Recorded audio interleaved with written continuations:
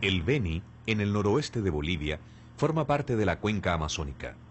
Un gran número de ríos recorre su territorio de enormes y deshabitadas llanuras. Durante 6 meses, en la época de lluvias, las llanuras se inundan y gran parte del Beni se convierte en un espejo infinito de agua. Durante los 6 meses siguientes no cae una gota de agua y todo se seca. La mayor parte de los suelos son arcillosos.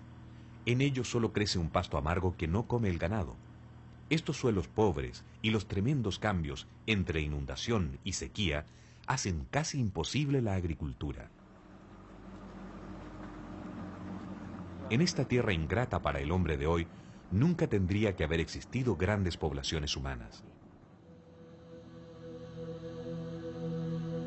Para nuestra enorme sorpresa, surgen infinidad de líneas rectas, terraplenes y canales perfectamente trazados. Estos gigantescos y regulares diseños no son naturales, son obras hechas por el hombre.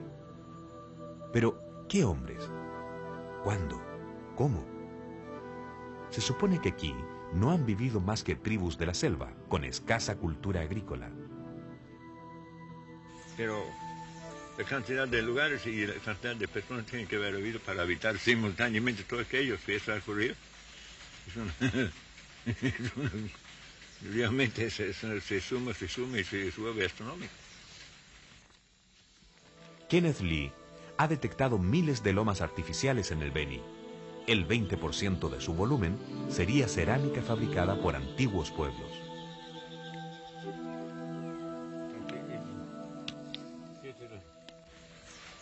¿Qué cosa es este ahí?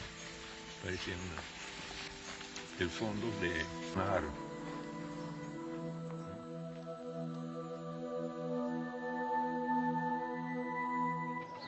A Kenneth Lee lo habíamos encontrado en Trinidad, la capital del Beni, en la modesta casa de su amigo Ricardo Botega. Kenneth es norteamericano y geólogo de profesión. Llegó a Bolivia en los años 50, enviado por una compañía petrolera. Huraño, enigmático, autodidacta, lleva 40 años estudiando la Amazonía. La magnitud de sus descubrimientos y sus hipótesis son tan avanzadas que no han sido comprendidas. Estamos tratando de que confíe en nuestra capacidad y seriedad y nos acompañe en la gran aventura de descifrar los fabulosos misterios del Beni. Nadie sabe interpretar mejor que él las culturas que construyeron y utilizaron las gigantescas obras que vimos desde el aire.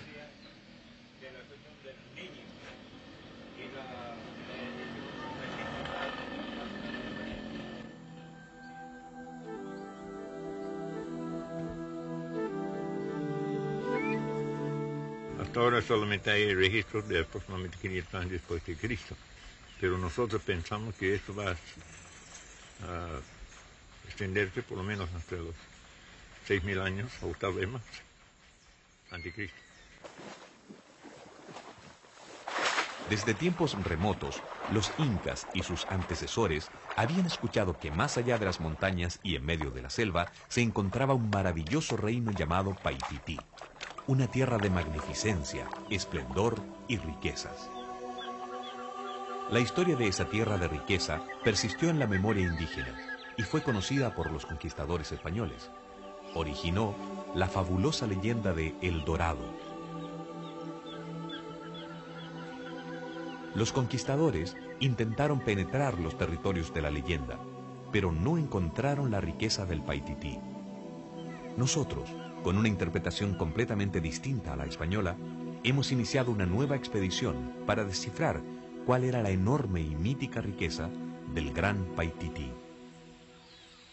Los misterios del Gran Paitití.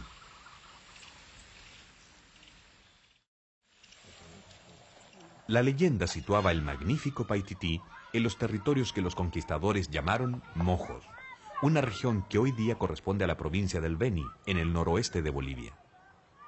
Iniciamos la expedición en San Ignacio de Mojos, la mayor de las 20 misiones fundadas por los jesuitas durante el siglo XVII en el Beni. Relataron sus cronistas. Hay caminos tan derechos que casi eran más anchos que una calle, y estaban estos caminos tan barridos y limpios que fue cosa que jamás habíamos visto.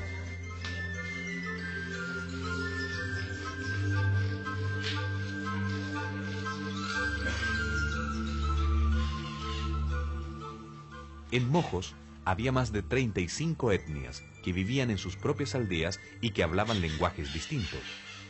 Fueron concentradas en reducciones misionales donde la cultura indígena sufrió una profunda transformación.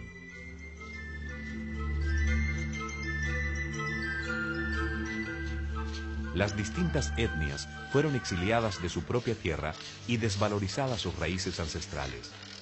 Las formas tradicionales de agricultura prácticamente desaparecieron. Las llanuras nunca volvieron a ser cultivadas.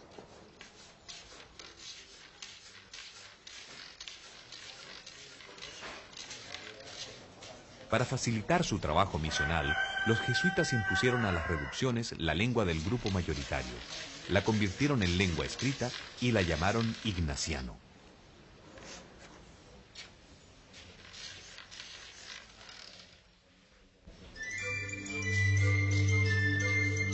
Datos arqueológicos permiten suponer que el Paitití ya estaba en decadencia.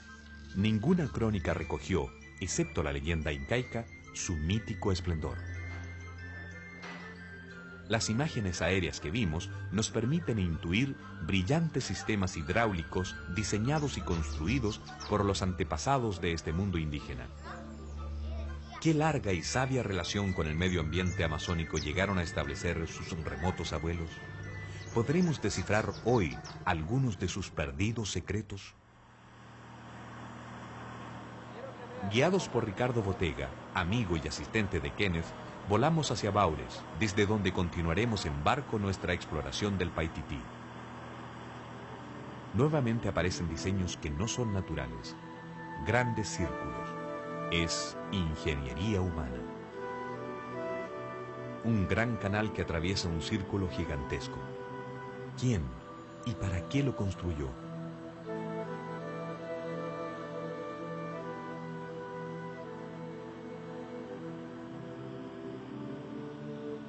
Nuevamente grandes líneas rectas. Tal vez terraplenes de cultivos separados por canales. Una obra humana hecha hace siglos o milenios. Hemos volado desde Trinidad a Baures y nos internamos inmediatamente en los canales avistados desde el aire.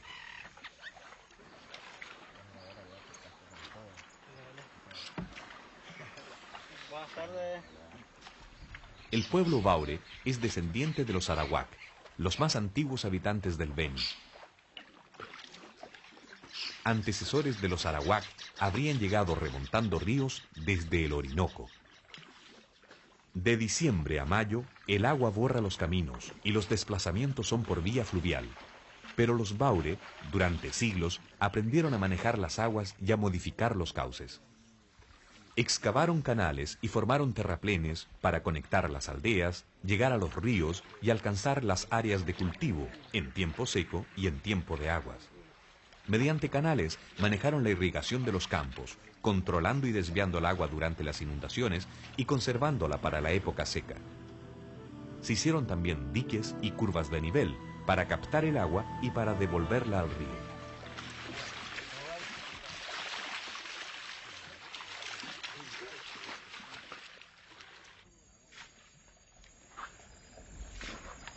Preguntamos reiteradamente a los lugareños por el origen de estos canales, pero nadie lo conoce. Los siguen manteniendo y usando en época de lluvias para llegar a islas de terreno más elevado donde poseen cultivos de yuca, maíz y banano.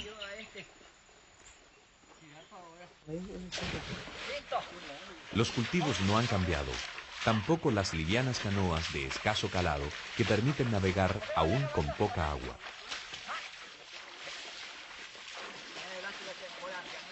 Lo que se ha ido para siempre es el tiempo de los sabios chamanes constructores que conocían los ciclos del cielo, que manejaban el camino de las aguas, que hacían que la tierra fuera fértil, que adoraban a los ríos, los lagos, los árboles, el jaguar, el arco iris, el viento frío del sur. Dale nomás. Pregúntale los bastones y los hijos de los jueces.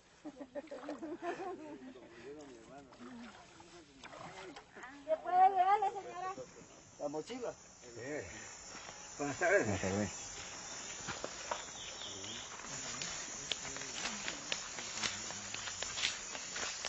Buenas tardes. Buenas tardes.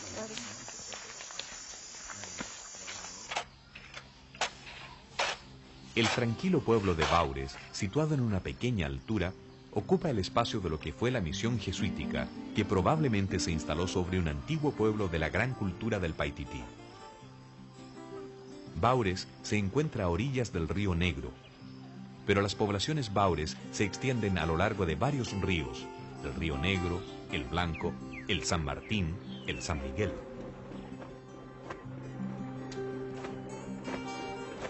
Sumergidos ya en este extraño y casi deshabitado mundo tropical, una pregunta inevitable nos asalta. En estas tierras donde escasamente hoy se explota la ganadería y ninguna tecnología moderna controla las inundaciones, ¿cómo pudo existir el conocimiento, la organización y los recursos para construir enormes obras de ingeniería hidráulica, cultivar extensas zonas inundadizas de suelos pobres y alimentar a los grandes grupos humanos involucrados? Parte de las respuestas irán surgiendo durante nuestro viaje por esta geografía misteriosa. Retrocedamos en el tiempo. Los viajeros miraban siempre asustados las frondosas riberas. En cualquier momento, una flecha certera terminaba con el viaje, la aventura y la vida.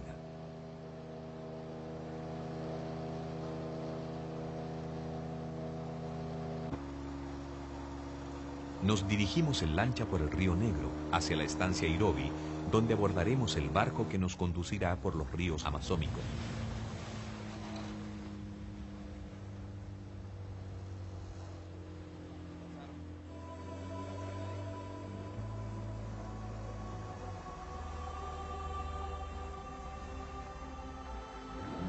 ¿Cómo los antecesores de estas tribus belicosas y salvajes pudieron construir estos extensos canales prehispánicos?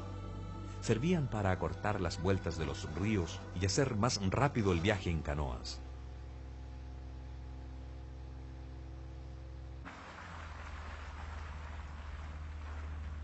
Antes de ir a Irobi, nos detendremos en El Cairo, antiguo poblado Baure.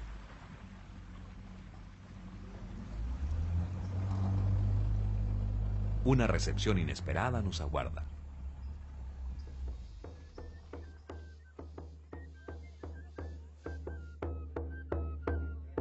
Los Baure son muy hospitalarios y les gusta agasajar a sus huéspedes. La comunidad de El Cairo nos da la bienvenida. Los músicos tocan el pífano y la caja.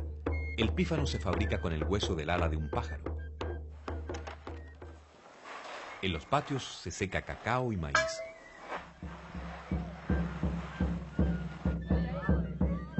Las niñas se han vestido con tipoy para nosotros. Don Chiwo Durán, profesor de la escuelita de El Cairo, nos muestra en una canoilla de cusi la gran variedad de frutos que produce su tierra. Es de una palmera de cusi. Y tenemos adornadito con ajís. Todo esto es lo que se produce acá en la región. La naranja, limones, el guineo, toronja, chirimoya, chocolate, cacao. Muy rica. La región de Baures está a una altura un poco mayor y por eso sufre menos daño con las inundaciones. Los suelos Baures son muy fértiles. Los Baure dicen que están cerca del paraíso porque aquí se producen todos los frutos de la tierra. El maní. Para nuestra sorpresa, tienen grandes chocolatales, que constituye el principal alimento obtenido por recolección. Una espiga del arroz. El maíz. El cacao, ¿hay más de lo que la gente puede aprovechar? Sí, acá es libre tiene acceso, toda la gente que requiera de él, tiene acceso a cogerlo, sin limitación. Es natural y es del pueblo. Pensábamos que el chocolate era un aporte mesoamericano a la alimentación mundial, pero está claro que aquí se encuentra en bosques nativos de esta región de la Amazonía. La comunidad La Embrolla, cercana a El Cairo, nos ha invitado a la cosecha del chocolate. Recabamos, vendemos y cubrimos algunas necesidades más apremiantes. En la cosecha participa toda la comunidad, aunque esta vez no han venido los niños, porque hay muchos mosquitos que causan enfermedades. Este es para correr los mosquitos, los genes, le digo. Y por lo menos lo distrae un rato también. Termina la época de cosecha. Son las últimas mazorcas. Este trabajo se llama quebrado. ¿Y qué hace después con las pepas? Lo secamos, ponemos al sol.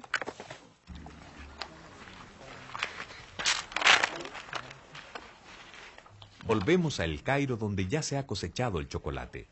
En todas las casas secan sus semillas. Para secarlas se ponen sobre cueros o en esteras.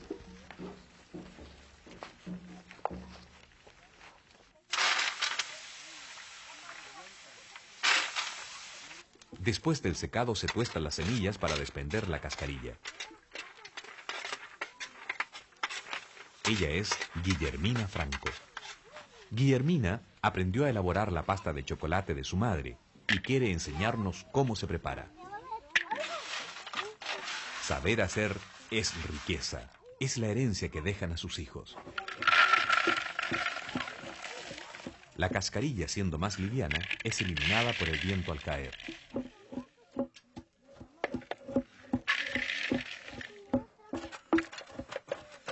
Con un mortero se efectúa la molienda.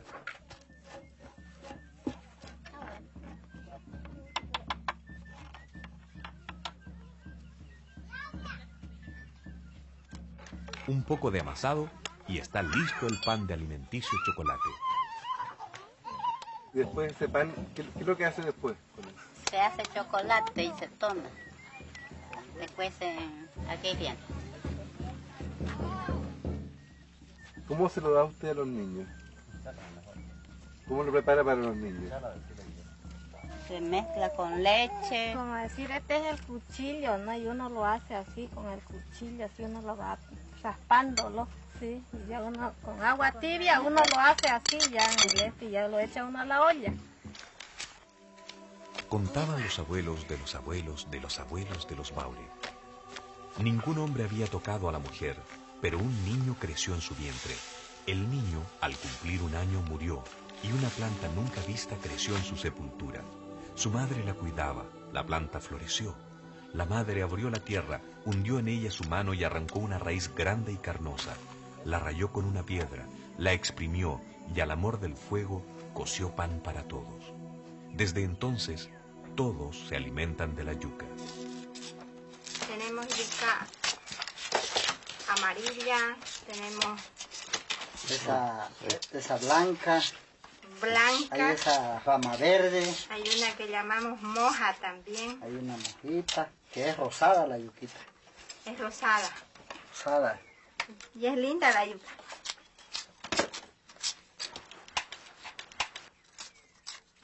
Hay gente que no tiene arroz y come yuca todos los días. Estamos en presencia de un cultivo maravilloso. La yuca es una raíz rica en almidón, una de las grandes respuestas alimenticias para la población del Gran Paitití. Antiguamente se hacía el rallado con ralladores de cerámica, que se encuentran por miles en las colinas arqueológicas del Paitití.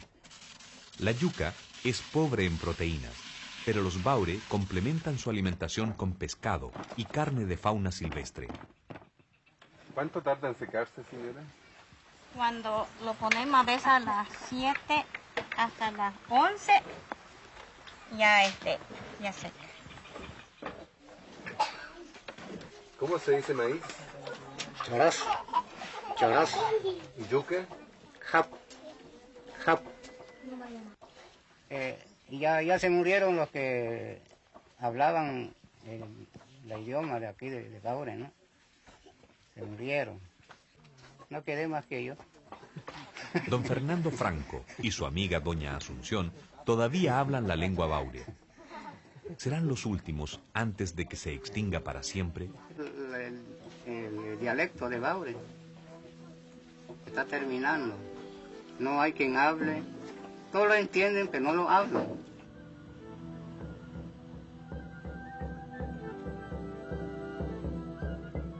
Nos alejamos con nostalgia del Cairo, encantador y hospitalario, que nos entregó dos claves para la existencia del Paitití: el chocolate y la yuca.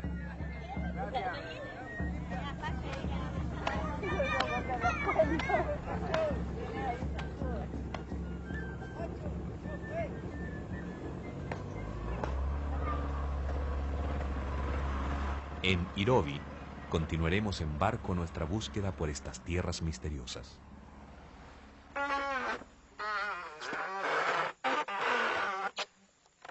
Después de hacer un trecho en canoa y por tierra, estamos llegando al Río Blanco.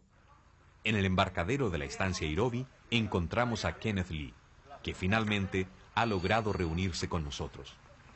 Aunque está enfermo, el volver a viajar por esta geografía lo ha animado. Su presencia será vital en la siguiente etapa de la expedición. Nos embarcamos en la nave Río Blanco. La nave lleva el nombre del río y pertenece a la familia Bruckner, propietaria también de la estancia.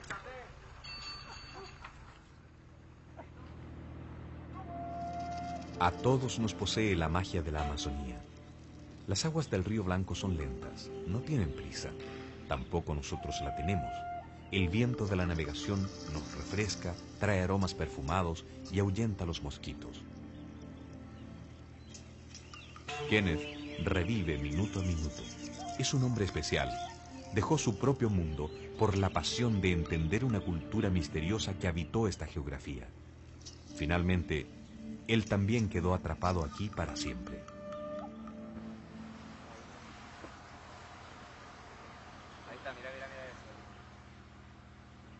Hemos navegado toda la noche por el Río Blanco. Poco después del amanecer, llegamos a Bella Vista. Después de los fracasados intentos de los conquistadores y la escasa presencia misional, el Gran Paitití permaneció lejano, desconocido y raramente transitado por el hombre blanco. Sin embargo, a mediados del siglo XIX, un descubrimiento que involucraba un árbol de la selva amazónica sacudiría ferozmente el territorio. En Bellavista nos encontramos con los siringueiros. Así se nombra a los recolectores de caucho. Don José es siringueiro. Durante 30 años ha recorrido en las cercanías de Bellavista las largas estradas de la siringa.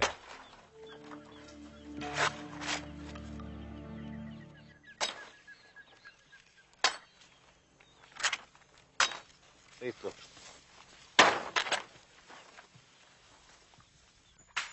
Cada siringueiro trabaja una estrada o senda dentro de la selva que recorre 2 veces al día, sobre la que se sitúan de 50 a 60 árboles de caucho, el árbol del látex, la resina maravillosa.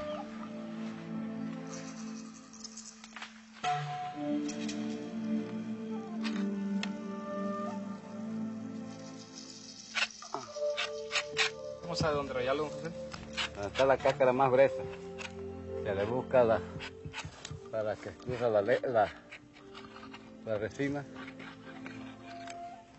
Cuénteme un poco qué es lo que hace en un día normal de trabajo.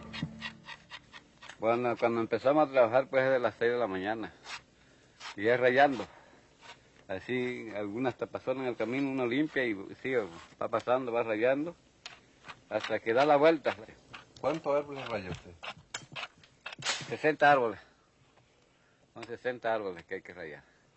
Y no es tanto la cantidad, sino la distancia, porque hay lugares de un árbol a otro, más de kilómetros para encontrar la otra madera. Y así va a dar uno lejísimo. Eso es lo que lo cansa a uno. ¿Usted trabaja solo? Cada uno solito. Mis hijos también van a otro lugar, también ellos solitos. Mis 3 hijos que trabajan conmigo, cada uno es en su estrada, cada uno se va a su lugar. ¿Es un buen trabajo o un mal trabajo? Bueno, para nosotros acá como no tenemos fuente de trabajo, así que tenemos que darle nomás ese trabajo. Uno se muere de hambre si no trabaja. Y generalmente a veces vienen y pagan poco. Y como necesitamos tenemos que aguantar nomás lo que ellos ofrecen.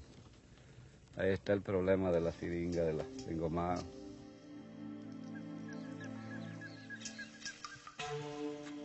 Caucho es palabra quechua. Los indígenas amazónicos usaban su resina para hacer antorchas y se ha encontrado envoltorios de látex utilizados para preservar alimentos. El caucho era otro de los secretos del Paitití. Los colonos que iniciaron la explotación del caucho lo descubrieron a través de los indígenas. En el siglo XIX, la industria de la goma se desarrolló en Estados Unidos y Europa. Se hacían botas, mangueras, tubos, cables de caucho. La materia prima era patrimonio del Paitití. En 1842, Charles Goodyear descubrió que el caucho combinado con el azufre, en presencia del calor, podía estabilizarse químicamente. El proceso fue llamado vulcanización. Grandes capitales se involucraron en el negocio. El Beni fue ocupado masivamente. Tribus indígenas completas fueron diezmadas. Trabajadores de todos los rincones llegaron para transitar las penosas estradas de la siringa y explotar lo que llamaban el árbol de oro. En su mayor parte sucumbieron devorados por las fiebres de la selva.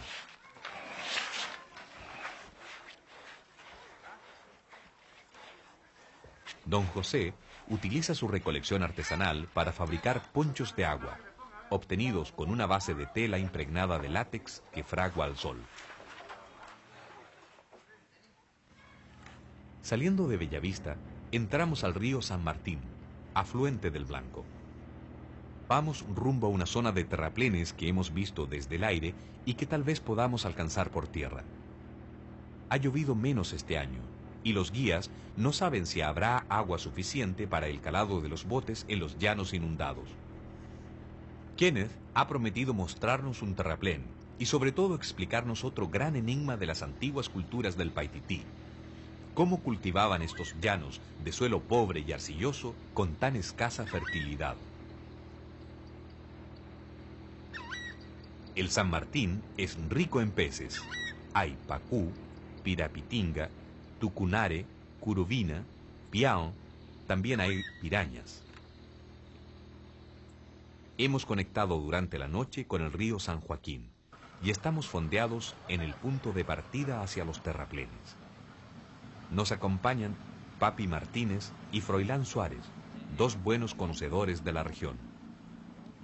No será fácil cruzar las pampas inundadas. Las aguas están muy bajas y tendremos que ir buscando hondura.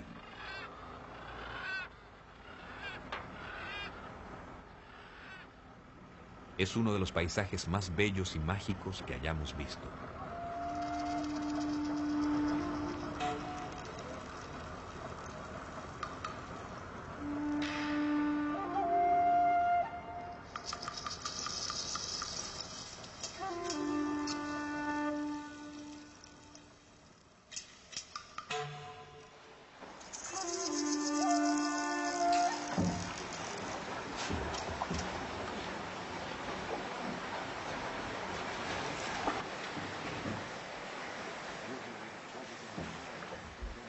Al cabo de algún tiempo, el agua es tan baja que la hélice ya no sirve. No tendremos otra oportunidad de llegar a los terraplenes.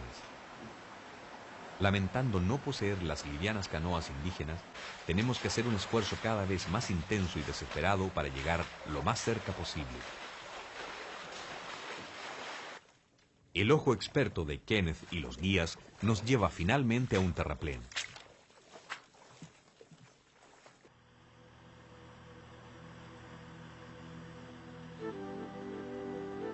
Los terraplenes, tan visibles desde el aire, se convierten casi en una frustración a nivel del suelo por la falta de perspectiva y la altura de los pastos en esta época.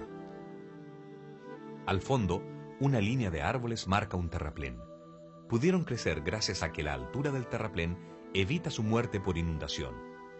El que pisamos se marca sutilmente por el tono más amarillo del pasto. Pero que han pasado tal vez 1000 años o más desde cuando hicieron eso. No lo sabemos, ¿no? Porque habría que cuantificar, pero es posible que sean uno de los más antiguos. Porque es una época. Kenneth ha cuantificado por fotografía aérea 20.000 kilómetros cuadrados de terraplenes, una cifra mayor que toda la superficie cultivada hoy en Bolivia. ¿Cómo producía el Gran Paitití las gigantescas masas de abono necesarias para fertilizar tal enorme cantidad de suelos pobres?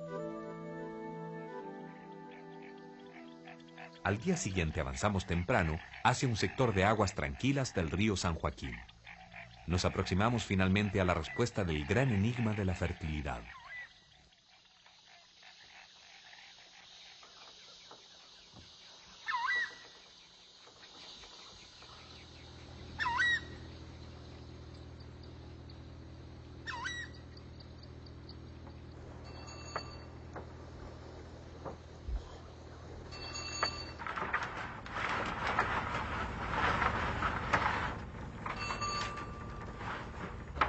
Hay tal cantidad de plantas acuáticas que se dificulta fuertemente nuestro avance.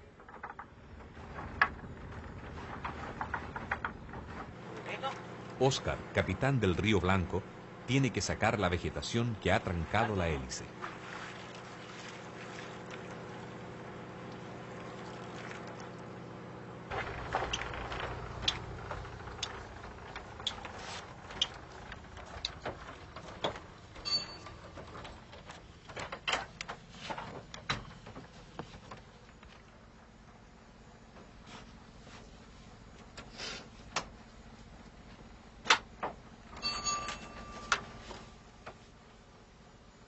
Una de las plantas acuáticas más abundantes en las aguas tranquilas es el tarope. Crecen miles de millones de toneladas durante la estación de lluvias en el Beni. Kenneth Lee cree que tuvo una importancia fundamental en el sistema agrícola del Gran Paitití. Nos aproximamos a una gran extensión de tarope, el lugar apropiado para que Kenneth nos explique su teoría sobre la fertilización de los terraplenes.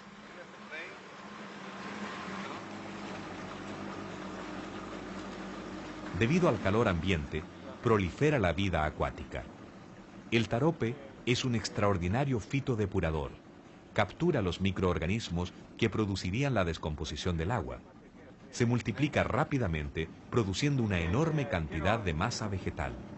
Si se dispone de lagunas y diques apropiados para facilitar su reproducción, el tarope y toda la vida animal allí encerrada producirán, al descomponerse, una gigantesca cantidad de humus vegetal, el mejor abono posible.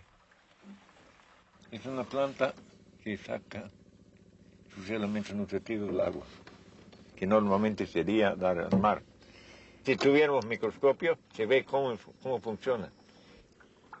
Todas las microfauna, lo plasta aquí, forma una masa gelatinosa.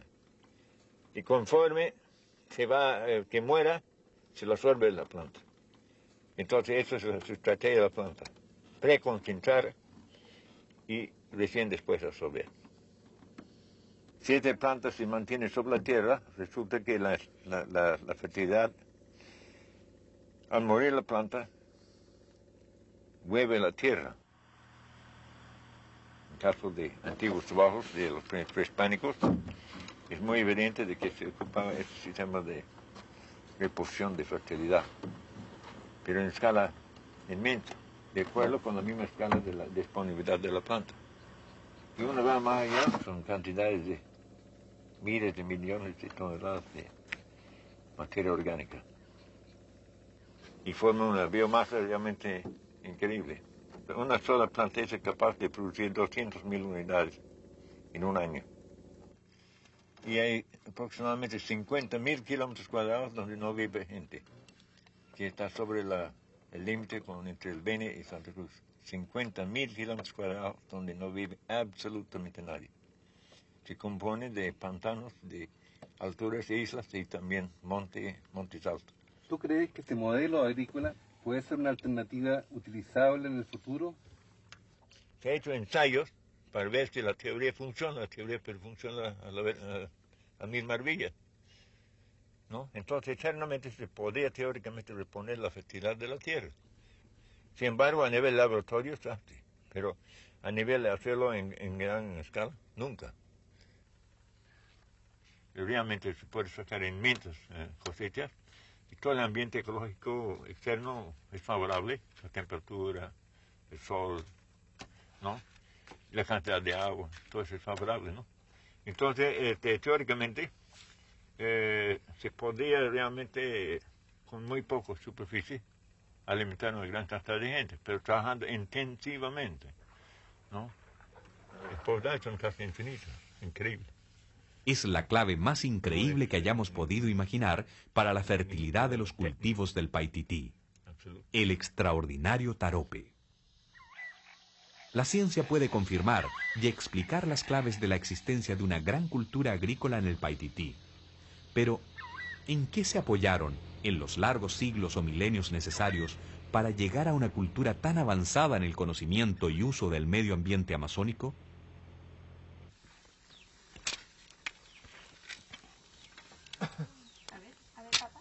¿Y qué es lo que le está poniendo? Es fruta de motacú.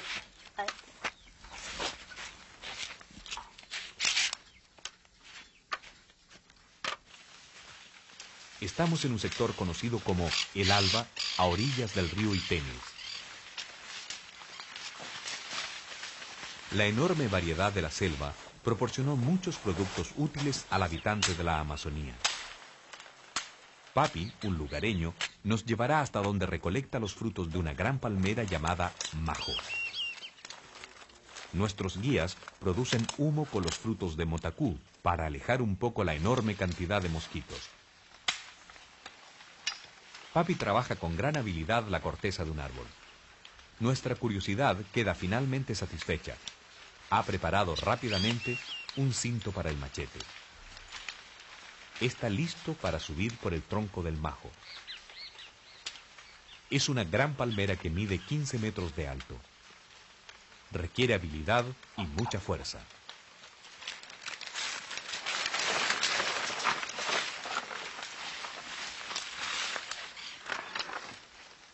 La aguda vista de Papi le había indicado desde el suelo que los frutos están a punto.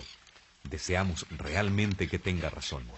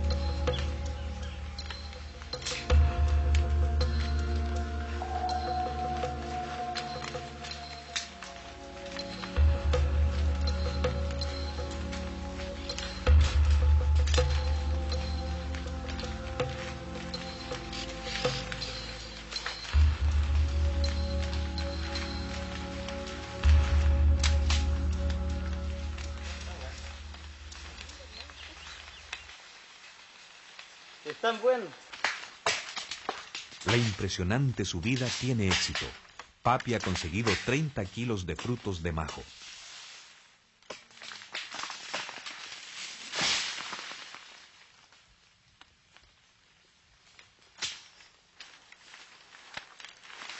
Esta húmeda y al parecer inhóspita selva esconde muchos secretos.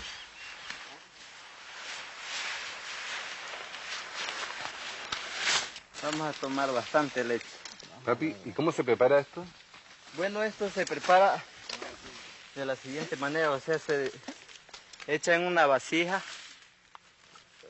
grande donde pueda tapar el agua, o sea, la fruta, y se pone a entibiar el agua y de ahí uno lo va tentando hasta que queda flojito de la semilla, entonces ya se saca. ¿Cuánto demora eso? Bueno, son 20 minutos en agua tibia, ¿no?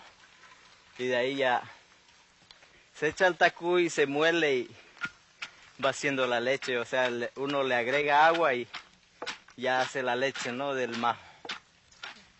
Y ya está listo para tomar.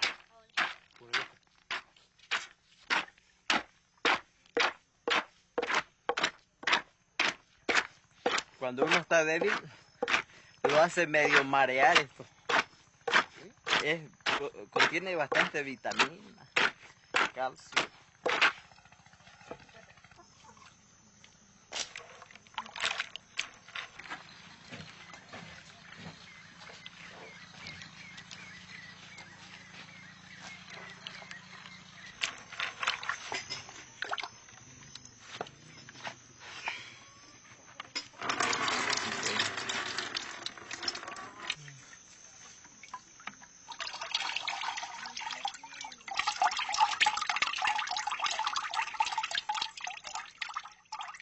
Se cola, se saca todo el hachi y ya da de tomar.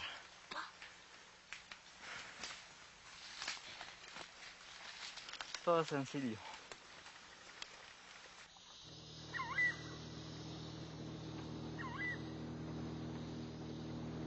Mientras proseguimos nuestro viaje por el majestuoso río Itenes, no podemos dejar de pensar en que la selva amazónica fue una extraordinaria madre proveedora durante milenios para sus habitantes originales.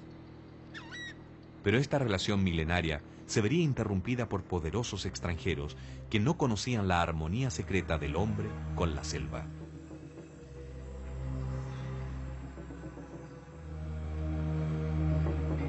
El río Itenes es zona de fronteras. En el pasado fue frontera entre el Imperio Español y el Imperio Portugués.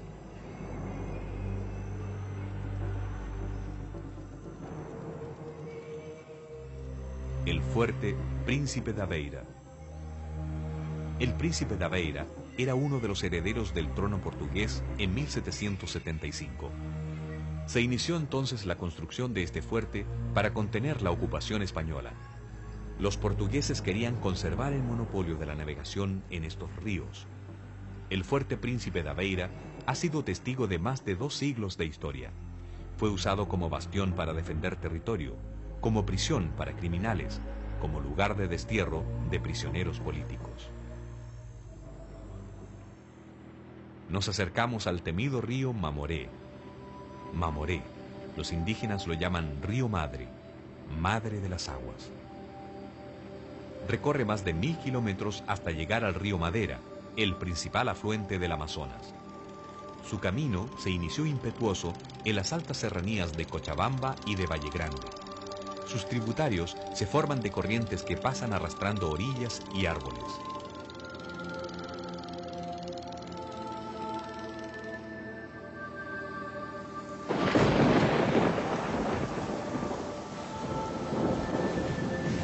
La navegación en el Mamoré se dificulta.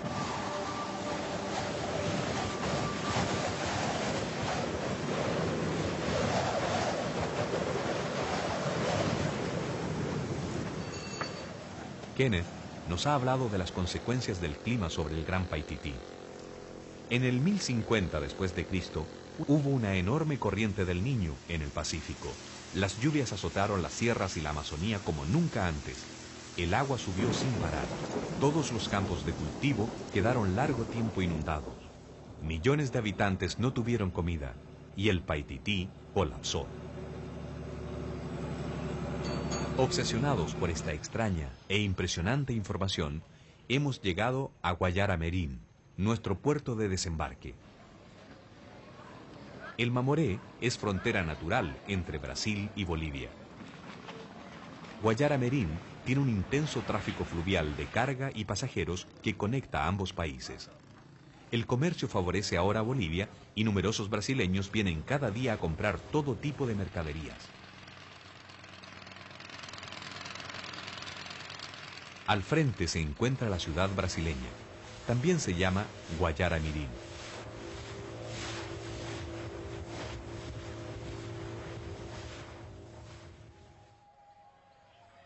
Se conserva aquí los vestigios de un intento de ferrocarril iniciado en 1872. Después de 9 años, solo 6 kilómetros de rieles y 500 trabajadores muertos, el proyecto fue clausurado. Nos hemos despedido de nuestros amigos de travesía y proseguimos nuestro viaje por tierra. Nos dirigimos a los territorios donde a fines del siglo XIX floreció el imperio del caucho. Los sueños de riqueza impulsaban a los hombres a arriesgar su vida por los rápidos en busca de nuevas vías por donde penetrar en los territorios del caucho y sacar el producto. Muchos desaparecieron tragados con sus cargamentos. En medio de la selva, a orillas del río Beni y a poca distancia del Madre de Dios, con la varita mágica de las libras esterlinas que llegaban a raudales, se levantó Cachuela Esperanza. Una pequeña ciudad con algunas mansiones, iglesia, teatro, oficinas y numerosas barracas. Cachuela Esperanza fue el centro de operaciones del llamado Imperio del Caucho, cuyo monarca fue el empresario boliviano Nicolás Suárez. Aquí fue el primer cine sonoro también que hubo. Consumíamos artículos de Europa, los mejores tejidos del mundo, casimires inglés, pambiche suizo, pambiche inglés. El caucho se transaba en las bolsas de comercio de las grandes potencias. Los caucheros morían por miles en el infierno de la selva. Se decía que la ruta del caucho era un camino por el que se va, pero no se vuelve. El dueño de Cachuela vivió hasta el 1941. Fue la época en que él murió. Sumamente rico. Mucho dinero, tenían dinero en Londres, ¿no? En Nueva York, en La Paz, en todos los bancos nacionales. En 1881, los ingleses llevaron semillas de caucho al lejano oriente. En 1907 había más árboles de caucho en Asia que en la Amazonía. El auge había terminado y Cachuela Esperanza fue tragada por la selva. Un imperio, al parecer más sustentable que el de la goma, sobrevive hasta hoy en Riberalta.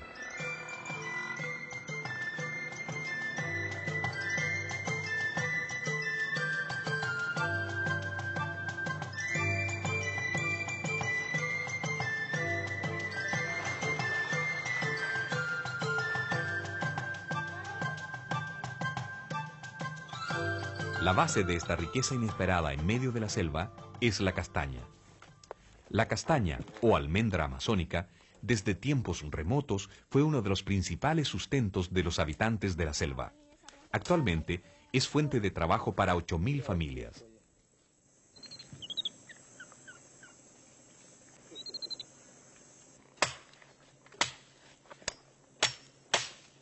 La produce el árbol más imponente de la Amazonía, que puede vivir hasta 1500 años y que entrega sus frutos durante ese largo tiempo.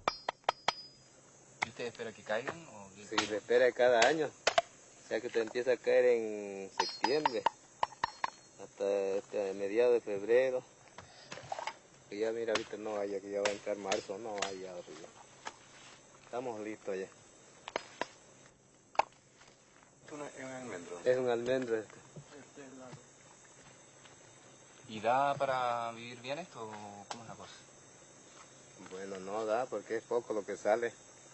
Cada uno tiene medido su parcela y no puede sacarle del otro. O sea que da 20, 50 cajas, así no es resistente. Más bien este año ha tenido un poquito de valor que ha valido 30 pesos, ¿no? La caja. Otros años valen 15, 12, 18, así. Primer año que ha llegado a 30. ¿Y el resto del año qué hace usted?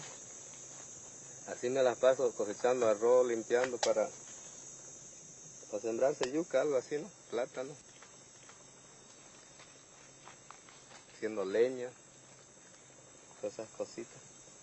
Existen posibilidades, digamos, inmensas porque no se está explotando más que un 25-30% del potencial de castaña que hay en Bolivia, porque el saldo por falta de dinero, falta de un poco de infraestructura, de casas para hacer payoles, como le llamamos aquí a los depósitos rústicos, y porque están muy adentro del monte, no lo estamos explotando. existe mucha más castaña para poder sacar.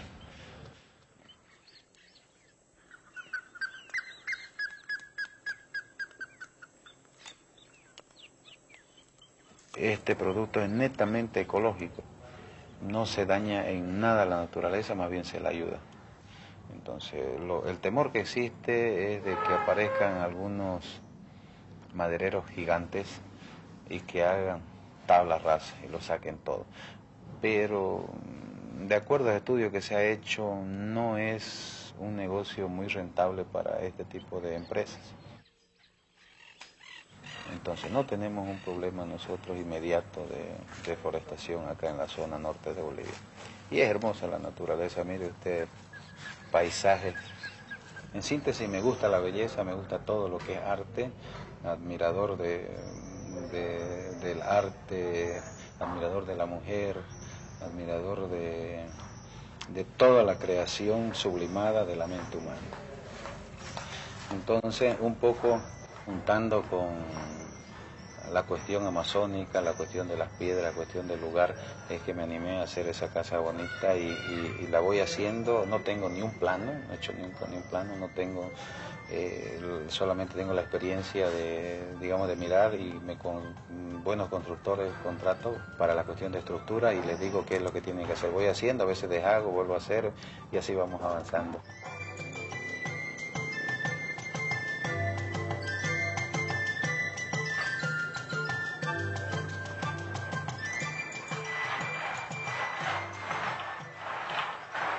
La castaña es un notable alimento, rico en grasas vegetales. Molida y mezclada con yuca, producía lo que se llamó pan del indio. Es la última clave que hemos descubierto para la existencia del Gran Paitití. ¿Cuántas más habrá?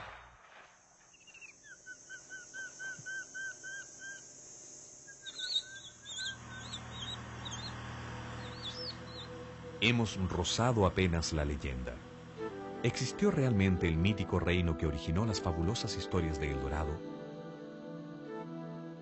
Los gigantescos e innumerables diseños agrícolas, potenciales graneros de América, continúan aquí, en las pampas del antiguo Paitití, hoy desiertas, desafiando al ingenio del hombre del presente y del futuro.